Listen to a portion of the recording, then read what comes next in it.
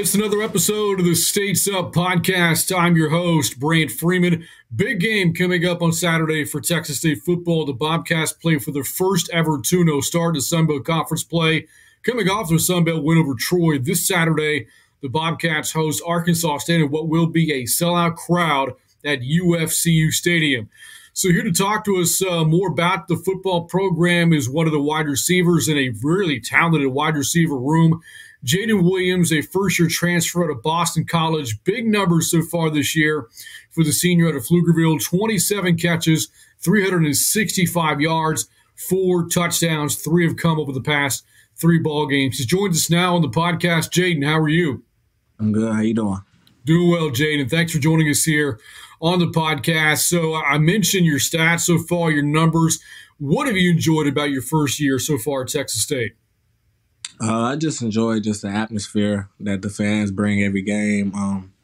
Just how everybody just welcomed me in with open arms, and just how just coaching staff just allows me to be myself. It's just been real good since I've been here. So again, the 4 touchdowns you caught the very first touchdown of the year, from Jordan McLeod. You had 2 in the game against Arizona State. You had a really spectacular catch against Troy in the Thursday night win to open Sunbelt play. Of all your big touchdowns, which one has been your favorite? Definitely the one that made ESPN. That was really cool. It was a really cool moment to see that on TV. So yeah, probably that one. Jaden, I think about this wide receiver room, as I said at the top, this has been a really talented receiver room. There's yourself, Joey Holbert, Cole Wilson, Chris Don Jr., Langston Anderson, a part of that, Drew Donnelly, Bo Sparks. You've been around a lot of really good receivers in your day, and we'll get into that more here in a moment, but just how good is this room?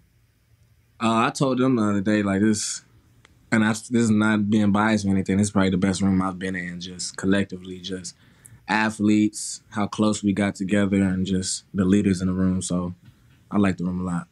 How close you've gotten together. Is there anybody in that group that you've gotten closest to? Like, who are you tightest with on the team? See, that's the thing. Like, with the team, everybody's kind of close with each other. So I wouldn't say I'm closer with somebody else. I might hang out with somebody more than the other teammate, but it's just we all just a brotherhood. We all just close. If I see anybody outside of football, it's just like a family. Just I'm seeing a brother. So. There were some question marks about this team coming into the year in terms of how the new guys are going to fit. That's this day and age in college football. The transfer portal, teams change a lot from year to year. You come in, Jordan McLeod comes in, so you got, a new receiver added to a room that had some guys coming back. You got a brand new quarterback, here as well. What has the chemistry been like between you and Jordan specifically? As the time went on, when Jordan and I got here, it's gotten better and better. You kind of see it gradually just getting better. This all comes off of just repetition off routes, repetition off plays, and just getting to know each other. And, we had a little moment where we just got to know each other's whys, and I was in a group with Jordan, and I kind of got to know his why, got to know why he plays football. So that kind of helped with the chemistry as well. You're from Pflugerville, just north of Austin, so San Marcos, maybe an hour or so outside of your hometown. But initially, you committed to Tulane. At the time of your first round of recruiting, when you were coming out of high school, was Texas State ever on your radar before? No, I never got recruited by Texas State. No. So what changed? I told Coach Kenny too when they was recruiting me out the portal.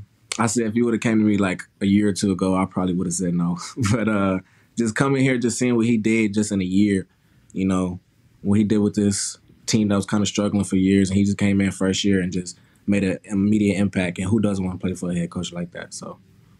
Now, while you played your first few seasons at Boston College, you initially committed to Tulane, but it wasn't just to play football. You also committed to play basketball. So let me ask you this, what changed for you there in terms of, one, going to BC instead of Tulane, and two, pursuing football more so than basketball? Kind of with that, it's just I went into Group of Five and Power Five aspect. I kind of got caught up in that in high school. I was young, so I kind of just wanted to play on the biggest stage possible. And with me being committed to Tulane for basketball and football, Boston College gave me that same opportunity, but it wasn't as it wasn't as promising as Tulane's now that I see. So it's just like kind of just trial and error. Kind of tried the basketball route, didn't really mess with it because it's just too much on my body, and football's already a lot. So I kind of just decided that I'm going to make, I love football, and I can feel like I can make a lot of money in it, so I just picked football. So are you the best hooper on the team? Absolutely, yes. Have you played to pick up with the guys? Yeah, during the summer, we played a couple pickup games with them. It was a lot of fun. All right, so you're good enough to be a D1 basketball player. We know that. Who else that we don't know about? Who else in the team can hoop? Justin Harris. He can hoop. He's real good. Cole Wilson, he can play ball. Yeah, there's a couple more I can't think of right now, but them two for sure. They can hoop. So your time at Boston College, what did you take away from that?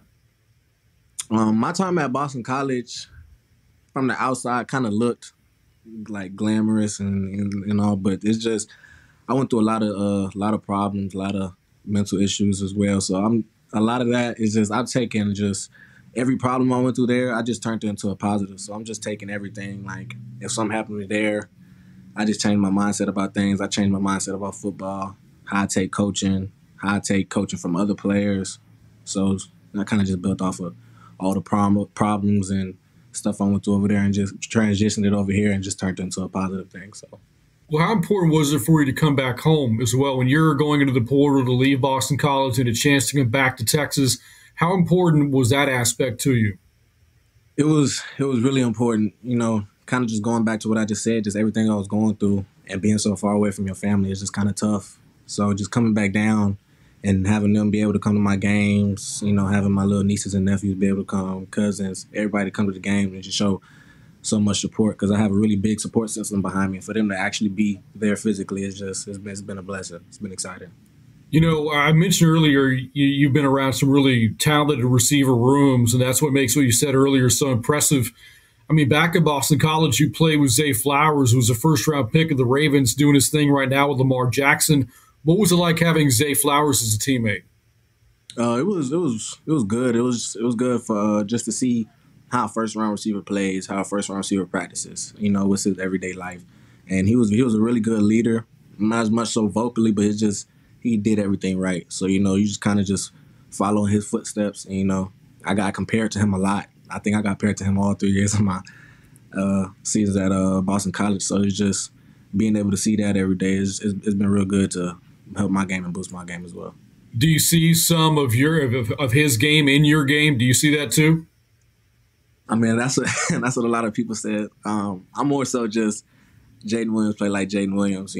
Zay's my guy, and people may think we play alike, but we just probably just two good football players.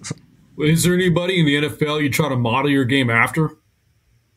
Not necessarily model, but like I kind of know everybody sees this as a surprise, but Jarvis Landry, I kind of grew up watching him a lot, so I kind of took a little bit of his game and implemented it into mine. But yeah, got to ask you about the jersey number 0.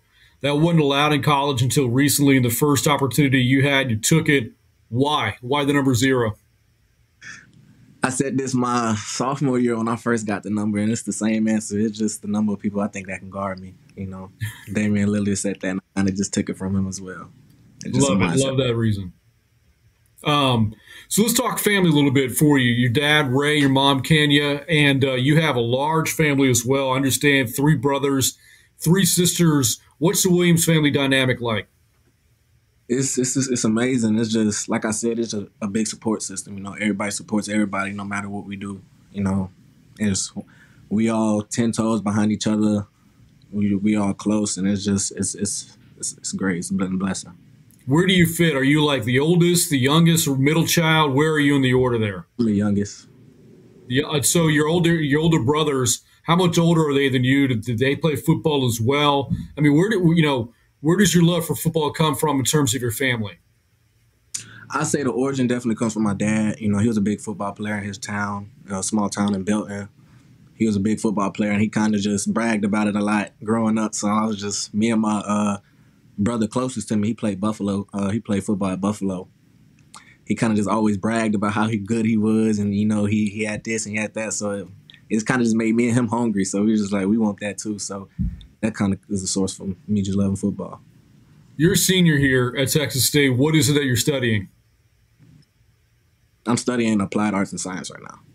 So what is it ultimately then you want to do, Jaden, once you're done playing ball, once you get your degree, what is it that you're aspiring to do right now? Right now I'm looking just more into like sports mental health, especially like for athletes in college, just trying to find like a nonprofit. I've been looking into that mostly, but it's just I kind of got a couple things in my head right now, just kind of figuring things out. But the main goal is obviously getting to the NFL as well. So. As you and I record this, it is World Mental Health Day, and you've referenced that a couple of times now in this podcast. Just how important is that to you to look after yourself in that regard as a student athlete who has so much on their shoulders? It's been really important. I didn't take it as serious in the early years of college and I wish I should have. I wish I could, but it's really important. A lot of football players or a lot of athletes put their identity into the sport. And, whatever sport you're doing, it's not always going to go good. And, sometimes when that happens, that can just be detrimental to people. So it's just like being in college, having school, having, family issues, just being able to, dial in and focus on your mental health I think is really important, because without your mental health, you really got nothing. You can be the most fastest, you can catch the most touchdowns. If you don't got mental health, it'll kill you. So. It's well said there, Jaden, and I think you're speaking to a lot of people, too, when you say things like that. And I know it's really important for there to be outlets on top of everything you have to do as a student, as an athlete. And I understand for you that one of the outlets that you now have gotten into is music. Tell me a little bit more about this budding music career of yours. Past years, I just had people just saying, like, I can rap or, So it was just kind of, it was for fun at first, but then I kind of started showing my friends and family some of my songs, and they actually liked it. So right now I'm just trying to get good at it. But right now I'm just kind of using it as like a diary. Like if something happened in a day or something's going on, I'll actually just sit there and just make a song about it. Just something to pass time, keep my brain off of stuff. The mental health stuff I just told you about, it plays a big part. I just really enjoy doing it. So. Do you have an artist name? Not right now. Not right now. We're working on that. But hey, look, Jay, great getting a chance to tell your story. You've done a lot of impressive things so far. At Texas State this season has been a remarkable one to this point. We're looking forward to a really big game in front of a sellout crowd this Saturday, and some big things to come the rest of the season. So once again, man, welcome to Texas State, and thanks for joining us in the podcast. Thank you for having me. All right, that again, Jaden Williams joining us here on State's Up. The Bobcats hosting Arkansas State this Saturday at UFCU Stadium. So enjoy the game, and until then, for Jaden Williams, I'm Brant Freeman, as always, reminding you to keep those States up, and we'll see you next time.